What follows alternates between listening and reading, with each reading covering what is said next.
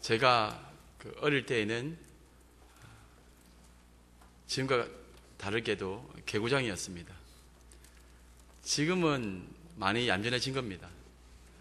근데 제가 어릴 때 한 번씩 생각해 보면은 참 많은 형님과 얽힌 사연이 있었습니다. 제게는 7살 터울에 제 형이 있었습니다. 그러니 제가 찍소리도 못했죠. 무조건 해라면 할 수밖에 없고, 형이라고도 말을 안 했습니다. 형님이라고 해야 됩니다. 형님아. 그래서 주위에서는 욕을 왜 하냐 이렇게 했는데, 형님이 저에게 심부름을 아주 많이 시켰습니다. 심부름을 많이 했는데 특별히 밤에 많이 시켰습니다.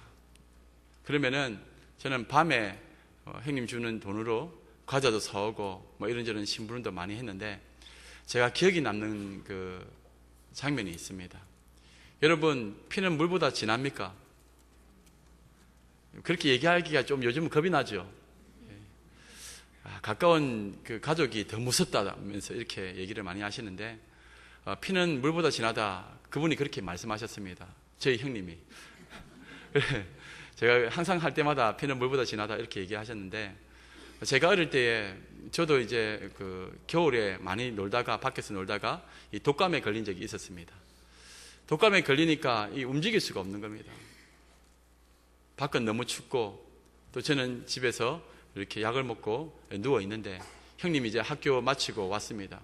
학교 마치고 와서 저를 무끄러미 보더니 이제 저희 어머니에게, 엄마, 이 기랑이 이렇게 나면은 낫는 거 아니다 하면서, 기랑이가 좋아하는 것을 사줘야 된다고.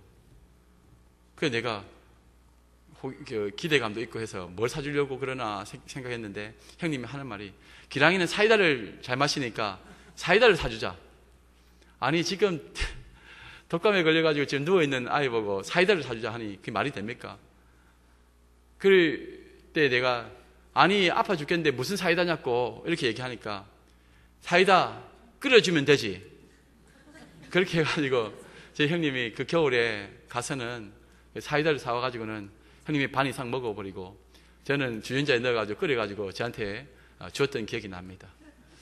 그것 때문에 나았는지 안 나았는지 기억이 안 났지만은 참 황당한 기억이기도 하지만은, 평상시 그렇게 나를 괴롭히고 힘들게 했던 그분이 내가 정말 아프고 힘들 때에 동생을 위해서 사이다를 사와가지고는 그것을 끓여서 주었다.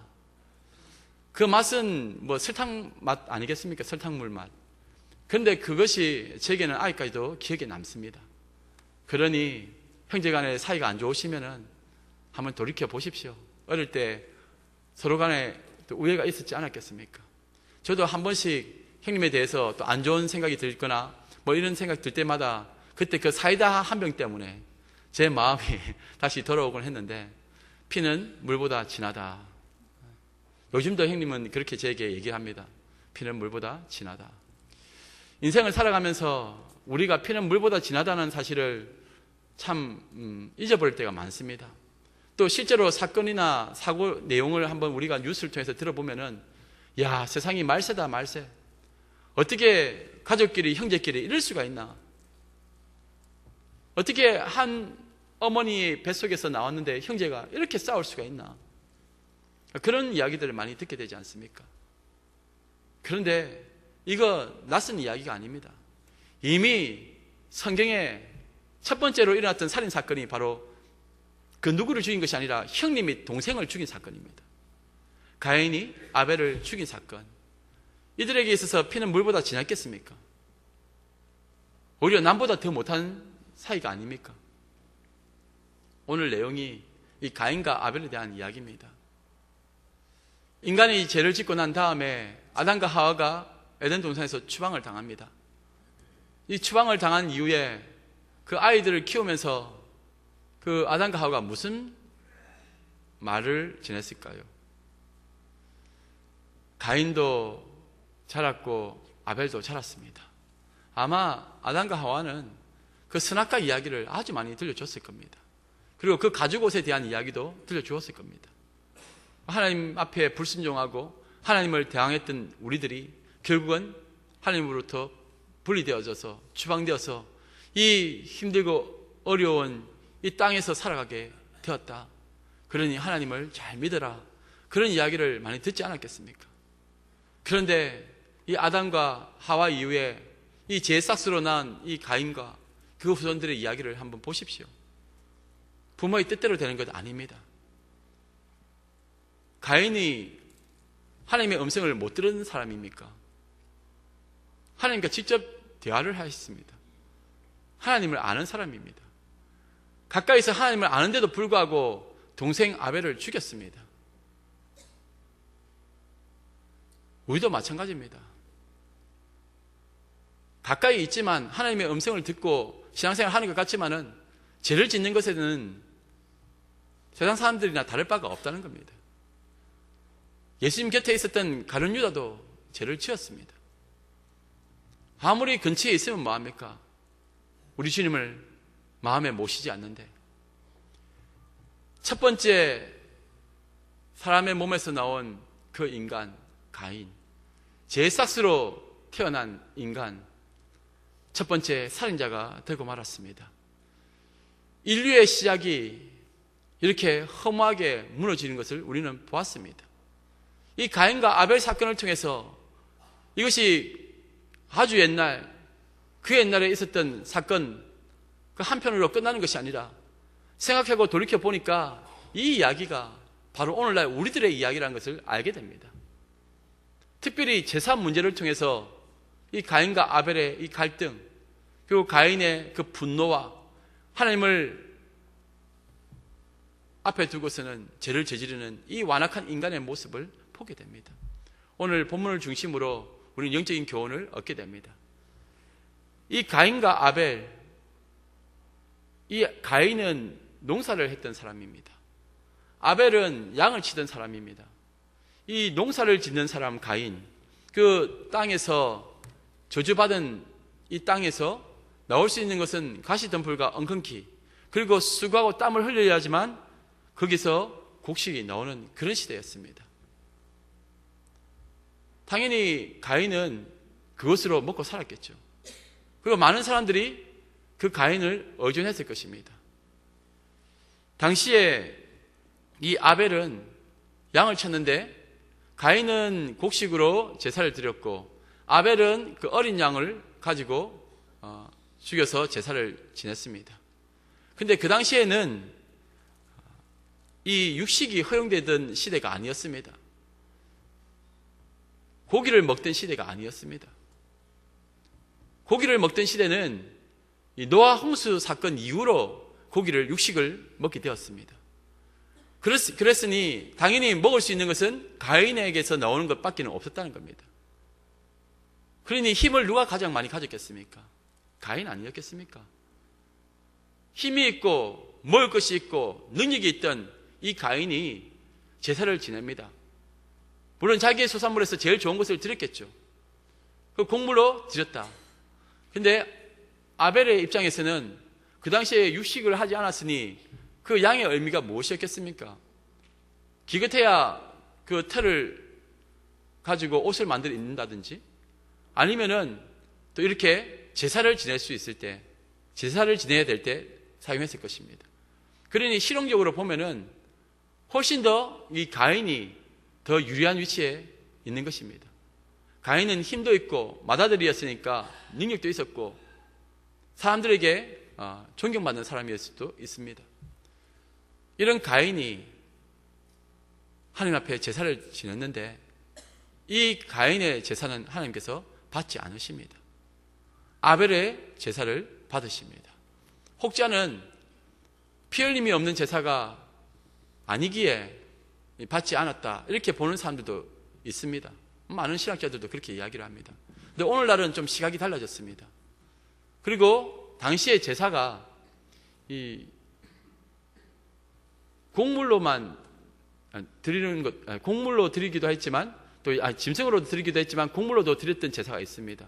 그 이스라엘의 율법에 보면은 5가지 제사가 있는데 그 중에 소제라는 제사가 있습니다. 이것은 곡식을 가져다가 그것을 빻아서 가루로 해가지고는 하나님께 제사를 드렸습니다. 이러한 제사가 있었기 때문에 그 제물이 무엇이었냐가 중요한 것이 아니라 사실은 오늘 본문의 본질은 누가 드렸느냐에 집중을 해야 되는 겁니다. 오늘 말씀해 보니까 아벨과 그의 제물, 가인과 그의 제물 이렇게 나와 있습니다. 그냥 아벨의 제사, 가인의 제사 이렇게 표현되어 있는 것이 아니라 그 사람과 그가 드렸던 제물을 분리해서 보는 것입니다. 무엇이 먼저입니까? 제물의 이름이 먼저 나왔습니까? 아니면 그 사람이 먼저 나왔습니까? 그 사람이죠. 세상으로 보면은 가인이 훨씬 더 잘 드린 것 같습니다. 그런데 하나님의 입장에서는 그게 아니라는 겁니다. 제물로 그 많은 것을 곡식으로 드린다 하더라도 그 당시에는 곡식이 사회적인 힘이었을 거니까 그걸 드린다 하더라도 하나님의 관심은 아벨과 그의 제물이었습니다. 가인은 결정적으로 믿음으로 제사를 드리지 못했고 아벨은 믿음으로 제사를 드렸습니다. 히브리서 11장 4절 말씀입니다. 믿음으로 아벨은 가인보다 더 나은 제사를 하나님께 드림으로 의로운 자라 하시는 증거를 얻었으니 하나님이 그 예물에 대하여 증언하심이라. 그가 죽었으나 그 믿음으로서 지금도 말하느니라. 아벨의 제사는 믿음으로 드린 제사였고 가인의 제사는 믿음이 없이 드리는 제사였다는 겁니다. 믿음으로 드렸다는 말은 무슨 뜻입니까? 하나님께서는 아벨의 제사를 받기로 작정하셨다는 뜻입니다. 창세전에 만세전에 택하신 하나님의 백성들을 통해서 드려지는 이 예배, 똑같은 장소에서 똑같이 예배를 드려도 가인과 그의 제물로 드리는 사람들이 있고요, 아벨과 그의 제물 그걸로 드리는 사람이 있다는 겁니다. 믿음이 없이 드려지는 예배는 죽은 예배입니다. 하나님께서 받지 않으십니다. 왜 가인이 화를 냈을까요? 자기 딴에는 정성을 다해서 가장 좋은 것으로, 그리고 사람들이 그렇게 부러워할 만큼 많은 것을 하나님 앞에 드렸을지도 모릅니다. 그 곡식이 당시에는 힘이었으니까 그것을 어마어마하게 드렸는지는 모르겠습니다. 이렇게 몹시 분을 내고 안색이 바뀔 정도였다면 자기 딴에는 잘했는데 하나님 어떻게 이럴 수가 있습니까? 라고 항의하는 것 아니겠습니까? 오늘 이 자리에 나온 여러분들 어떤 예배를 드리기를 원하십니까? 아벨의 믿음의 예배를 드리시기 바랍니다. 히브리서 11장에 보면은 내용을 보시면은 우리가 참 놀라운 사실을 많이 발견하게 됩니다. 히브리서 11장을 믿음장이라고 합니다. 믿음의 선진들이 믿음의 행위를 어떻게 했는가를 보여주는데 거기에 보시면은 우리가 잘 알듯이 이 모세 이야기도 나옵니다. 그런데 모세가 그 바로의 궁전에서 쫓겨나가서 그 광야로 갔던 사건을 그 히브리서에는 그리스도를 위하여 그 영광과 기쁨의 그 권세에 바로의 궁전에 있는 것보다 그리스도를 위하여 고난당하고 그리스도를 위하여 행하는 것을 더 즐겨하였기 때문에 갔다고 되어 있습니다. 모세도 모르는 이야기입니다. 모세도 모르는 이야기를 지금 히브리서에는 그렇게 기록했다는 겁니다. 무슨 뜻이냐? 하나님께서는 모세는 몰라도 하나님은 아신다는 겁니다. 우리의 행위, 우리의 말, 이것이 믿음의 행위라면 하나님께서는 그렇게 표현하실 겁니다. 우리가 수만 가지 행동을 하고 수많은 말을 하는데 이것이 믿음의 행위에서 나온 것인지 믿음에서 나온 것인지 아니면은 우리의 인간의 힘에서 나온 것인지를 하나님은 아신다는 겁니다. 때로는 실패의 자리에 있을 수도 있고 때로는 고난당하는 자리에 있을 수도 있습니다. 그런데 이것을 실패라 하지 아니하고 오히려 하나님께서는 이것을 믿음의 행위로 보시는 겁니다. 성도들에게는 실패가 없습니다. 고난이 오고 아픔이 오고 상처가 있지만 이 자체가 바로 십자가의 길이라는 것입니다.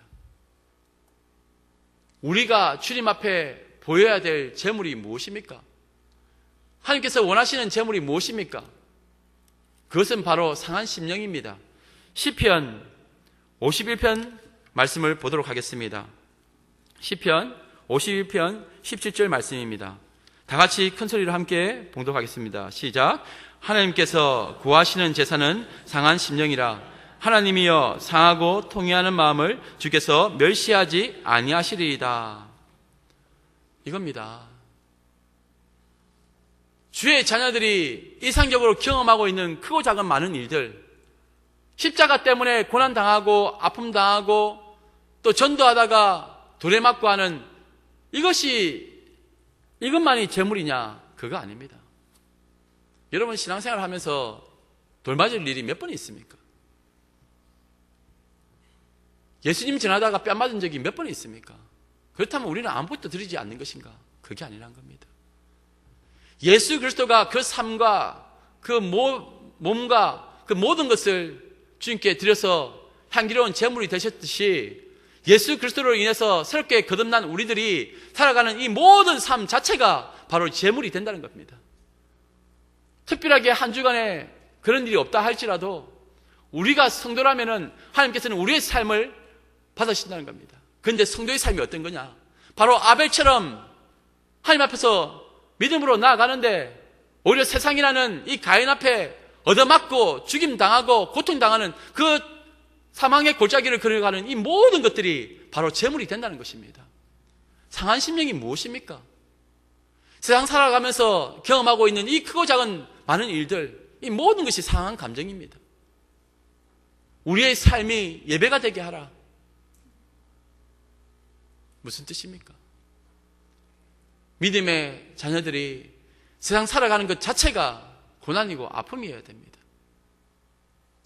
아벨이 죽임을 당합니다. 아벨이 무슨 잘못을 했습니까? 자기는 자기의 가진 그 양으로, 어린 양으로 하나님 앞에 올려드린 겁니다. 하나님께서 분명히 가인에게 경고의 말씀을 하셨습니다. 그런데 가인은 그 말씀을 듣지 않았습니다. 하나님 앞에서 이 가인이 죄를 저질렀습니다. 여러분, 하나님과의 관계가 깨어지면은 죄로 이어지는 겁니다. 살인으로 이어지는 것입니다. 눈에 보이지 않기 때문에 하나님과의 관계가 우리는 알 수가 없기 때문에 사람을 먼저 죽였기 때문에 하나님과의 관계가 끊어졌다 이렇게 생각할 수도 있는데 그게 아니란 겁니다. 그 행위를 하기에 앞서서 하나님과의 관계가 끊어졌기 때문에 그런 죄를 저지르는 것입니다.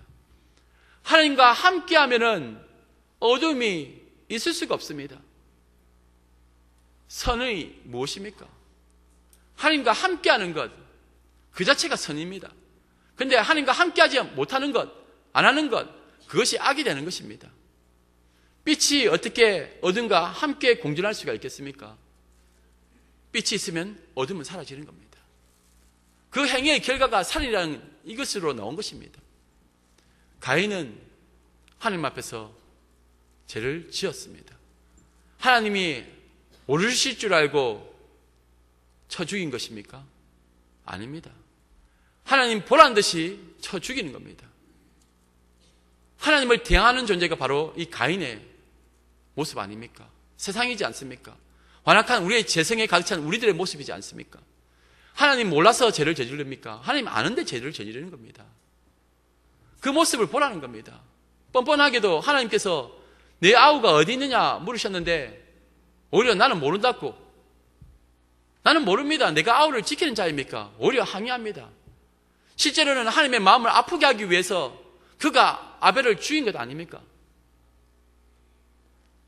하나님 앞에 주먹 불끈 쥐고 돌멩이를 들어가지고는 하나님 앞에는 할 수 없으니까 그 원망과 미움의 마음을 가인은 아벨에게 다 쏟아 부은 것 아닙니까? 아벨은 어떤 변명도 어떤 말도 하지 않냐고 죽임을 당합니다. 이 가인의 모습이 실제 우리의 모습입니다. 우리가 아벨인 줄 압니까? 죄악에 빠진 인간들은 가인입니다. 그래서 끊임없이 세상의 힘으로 자신을 드러내려고 하고 자기의 제사가 하나님께서 가장 기쁘게 받으실 제사라고 착각하고 있는 것입니다. 예수의 공로가 아니면은, 그 십자가의 사랑이 아니면은 우리가 어떻게 이 구원의 자리에서 예배를 드릴 수가 있겠습니까? 어떻게 우리가 믿음으로 예배를 드릴 수가 있겠습니까? 믿음은 우리가 만들어내는 것이 아닙니다. 믿음은 하나님의 은혜로 주어지는 것입니다. 그 믿음으로 오늘 우리가 이 자리에 쓴 것입니다. 나의 죄악을, 나의 완악함을 아시는 주님께서 그 예수의 피로 씻어주시고 품어주신 것 아닙니까? 정말 한번 생각해 보시기 바랍니다. 이 가인이 그 이후에 어떤 삶을 삽니까? 하나님께서 유랑의 벌, 나그네의 벌을 주셨습니다. 모든 죄인들은 하나님의 음성을 따라서 어떻게든 달려가야 되지만 이 죄인들이 하나님의 음성 듣기를 원치 않습니다. 가인이 죽임받아 마땅한데, 죽어야 마땅한데 하나님께서 그 생명을 살려주셨습니다. 그리고 벌을 내리셨는데 또 돌아다니는 벌을 주셨습니다. 이 광야 같은 인생길, 죄악에 빠진 인생들이 다 이렇게 험한 인생길 살아가는 것, 바로 이 죄성 때문에 그런 것 아닙니까? 이 죄악 때문에. 그런데 믿음의 사람들은 주께서 말씀하신 대로 이 광야 같은 인생길, 이 나그네 길, 이 땅에 연연하지 아니하고 저 천성 바라보고 순례자의 길을 걸어가는 사람들입니다. 그런데 가인 같은 사람들은, 세상의 사람들은 땅에 소망을 두고 땅에서 힘을 키우고 그리고 자기의 이름을 드러내고 자기를 나타내는 것입니다. 가인은 하나님의 말씀에 불순종해서 성을 짓게 됩니다. 그 이름을 에녹성이라고 합니다. 이 에녹은 뒤에 나오는 믿음의 사람 에녹을 얘기하는 것이 아니라 자신의 아들 에녹입니다. 그리고 자신의 아들의 이름으로 성을 지어버립니다. 그리고 그곳에서 힘을 키웁니다. 그리고 이 세상을 어떻게 살아갈 것인가, 그들에게서 각종 무기가 나오고 세상의 권력과 힘이 나오는 겁니다. 창세기 4장을 한번 쫙 읽어보십시오. 그런데 하늘에 속한 하나님의 자녀들은 5장부터 나오는데 뭘 만들었다는 이야기가 없습니다. 낳고 죽고 근데 특별하게 기록되어 있는 것이 하나님과 동행하였더라. 다른 별다른 게 없습니다. 하나님과 동행하였더라. 이것이 하나님의 백성들의 삶이었다는 겁니다. 가인의 후손들은 무엇을 만들고 무엇을 했고 뭘 했고 그 행위에 대해서 자꾸 드러내는 것이고, 결국은 나중에는 사람을 죽였는데 그것을 변명하고 마무리합니다. 사라집니다.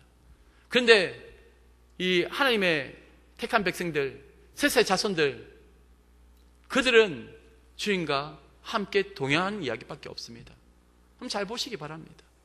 믿음의 자녀들이 이 세상에서 뭘 많이 만들었다, 이것 때문에 나는 힘이 있다, 이게 착각입니다. 하나님께서는 각자의 분량대로 그 길을 주신 겁니다. 가인은 가인대로의 삶을 살아간 것이고 아벨은 아벨의 삶을 살아간 것입니다. 우리는 믿음으로 살아가는 존재라는 것을 기억하시기 바랍니다. 특별히 이 가인은 누구인가? 신학적으로 보면은 이 가인은 세상을 상징합니다. 맏아들이 됩니다. 이 맏아들 되는 이 가인이 동생을 돌보고 지키고 품어줘야 될 이 사명을 놓쳐버리고 오히려 그 재성에 따라서 아벨을 죽여버리고 말았습니다. 이 아벨이 누굽니까? 이 아벨은 바로 그리스도와 교회를 상징하고 있습니다. 요한계시록 12장에 보면은 여자와 아이의 이야기가 나옵니다. 이 여자는 교회를 상징하고 그 아이가 나오는데 이 아이는 예수 그리스도를 상징합니다. 만국을 철장으로 다스릴 자가 태어나신 겁니다. 그 이야기가 요한계시록 12장에 나오고 있습니다. 그러니까 창세기에 시작할 때에도 이런 예표적으로 예수 그리스도의 모습이 나오고 요한계시록에도 나오고 그 말씀에 계속 이 연결고리가 이어지고 있습니다. 그것을 볼 수 있어야 됩니다. 그래서 가인의 후세들의 이야기가 쫙 나옵니다. 그리고 그 가운데서 또 하나님의 백성들의 이야기가 쫙 나옵니다. 뒤에 나오면은 또 북이스라엘이 나오고 남쪽 유다가 나옵니다. 북이스라엘 또 세상의 사람들 아닙니까? 남쪽 유다 똑같이 죄를 짓지만 하나님의 은혜 가운데서 구속받는 하나님의 백성들을 상징합니다. 그 유다에서 예수 그리스도가 나시는 것 아닙니까? 그리고 믿음의 세대들이 오늘날 우리에게까지 이어진 것입니다. 복음의 능력입니다. 가인과 아벨, 가인은 예수 그리스도를 죽인 것입니다. 가인 같은 세상이 예수 그리스도를 죽인 것입니다. 세상이 하나님께 원망하고 대항하고 그 재성에서 나온 그 분노심과 적개심 때문에 아무 흠 없으신 예수 그리스도를 죽인 사건을 예표하고 있는 것입니다. 그리고 우리도 그와 함께 예수 그리스도와 함께 똑같이 세상에게 그 가인 같은 세상 속에서 우리는 핍박당하고 괴로움을 당하는 것입니다. 로마서 8장 29절에서 30절 말씀을 보겠습니다. 로마서 8장 29절에서 30절 말씀입니다. 하나님이 미리 아신 자들로 또한 그 아들의 형상을 본받게 하기 위하여 미리 정하셨으니 이는 그로 많은 형제 중에서 맏아들이 되게 하려 하심이니라. 또 미리 정하신 그들을 또한 부르시고 부르신 그들을 또한 어렵다 하시고 어렵다 하신 그들을 또한 영화롭게 하셨느니라. 하나님께서 창세전에 만세전에 아벨의 자손들을 정하셨다는 겁니다. 예수 그리스도와 그 뒤를 잇는 우리들을 정해 놓으시고 어렵다 하시고 그리고 믿음의 반열에 두신 것입니다. 그것을 은혜라고 합니다. 이 가인과 아벨과의 이 갈등, 이 싸움은 이미 창세기 3장 15절에 말씀하고 있습니다. 창세기 3장 15절에 내가 너로 여자와 원수가 되게 하고 내 후손도 여자의 후손과 원수가 되게 하리니 여자의 후손은 내 머리를 상하게 할 것이요 너는 그의 발꿈치를 상하게 할 것이니라. 여자의 후손, 뱀의 후손으로 가인이 등장한 것이고 여자의 후손으로 지금 아벨이 등장한 겁니다. 아벨이 흠없는 어린 양 대신 예수 그리스도를 예표하고 맞아 죽었습니다. 예수님이 세상에 의해서 맞아 죽으신 것입니다. 십자가에 달려 죽으셨습니다. 그리고 우리는 예수 그리스도와 함께 구원을 받은 우리들은 맏아들 대신 예수 그리스도와 함께 구원을 받았고 그 뒤를 이어가는 것입니다. 예수 그리스도가 많은 형제들 가운데서 맏형이 되십니다. 결국은 무슨 뜻이냐? 인간 세상의 맏형은 동생 아벨을 죽였지만 우리의 맏형 되시는 예수님은 우리를 지키시기 때문에 지켜주기 위해서 십자가에 달려 죽으셨다는 겁니다. 죽기까지 우리를 사랑하셔서 그 생명을 바쳤다는 겁니다. 이것이 복음입니다. 내 아우가 어디 있느냐? 우리 주님이 지금 우리에게 묻고 있는 것 아닙니까? 십자가의 길을 걸어가는 우리들에게 우리 주님이 묻고 있습니다. 요즘 우는 자들이 너무 많습니다. 아파하는 자들이 너무나 많습니다. 십자가의 길을 걸어가는 우리 주위에 보면은 괴로워하고 슬퍼하고 눈물 흘리는 자들이 너무나 많습니다. 대한민국이 울고 있지 않습니까? 우리에게 묻습니다. 대한민국이 어디 있느냐? 내 아우 대한민국은 어디 있느냐? 갈 바를 잡지 못하고 힘들어하고 괴로워하고 있는 이 세대 가운데 우리에게 묻고 계시지 않습니까? 내 아우가 어디 있느냐? 내가 내 아우를 지키는 자입니까? 나도 먹고 살기 바빠 죽겠는데 내가 무슨 일을 할 수가 있겠습니까? 내 아우가 어디 있느냐? 내 주위에 힘없고 가난한 사람들, 약한 사람들, 소외된 사람들, 죽어있는 영혼들이 이렇게 많은데 내 아우가 어디 있느냐? 내 아우가 어디 있느냐? 나는 모릅니다. 나는 내 동생이 어딘지 모릅니다. 우리 주님은 끊임없이 우리에게 말씀하십니다. 내 아우가 어디 있느냐? 우리가 돌로 쳐서 죽여버리지 않았습니까? 내게 맡기신 영혼들을 돌로 쳐서 죽이는 그 가인의 길을 따라가고 있는 것 아닙니까?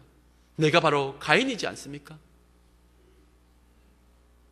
시대를 바라보며 이 시대의 아픔을 나의 아픔으로 생각하고 이 땅을 위해서 기도하고 부르짖어야 될 때가 지금이 아니겠습니까?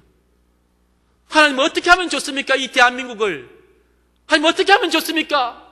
지금 실직되어지고 아파하고 괴로워하는 인생들을, 내 주위에 있는 이 연약한 인생들을, 무엇보다도 나 자신은 어떻게 하면 좋습니까? 나는 아벨의 길을 걸어가는 것이 아니라 가인의 길을 걸어가고 있으니 내 안에 있는 이 세상을 깨뜨려 주십시오. 그리고 내가 주님처럼 그렇게 오히려 세상에게 당하지만은 품어주고 안아주는 믿음의 길 걸어가기 원합니다. 여러분, 우리가 이제 기도해야 될 때입니다. 나라와 민족을 위해서 기도하시기 바랍니다. 그리고 이 땅의 회복을 위해서 기도하시기 바랍니다. 내 아우가 어디 있느냐 물으시는 이 질문에 여러분 대답해 주시기 바랍니다. 주님, 내가 내 아우를 위해서 죽겠습니다. 그리고 내가 기도하겠습니다. 이 믿음으로 살아가기 원합니다. 오늘 이 시간 우리 함께 기도하기 원합니다. 우리 이 시간은 특별히 나라와 민족을 위해서 함께 기도합시다. 주님, 이 땅을 회복시켜 주시옵소서. 이 땅을 구원하여 주시옵소서. 이 민족이 주님을 알기 원합니다. 이 땅에 죽어있는 영혼들, 그 분노와 적개심 속에서 갈 바를 알지 못하는 이 나라 이 민족을 주여 회복시켜 주시옵소서. 우리 다같이 나라와 민족을 위해서 같이 주여 크게 외치고 기도하며 나가겠습니다. 주여!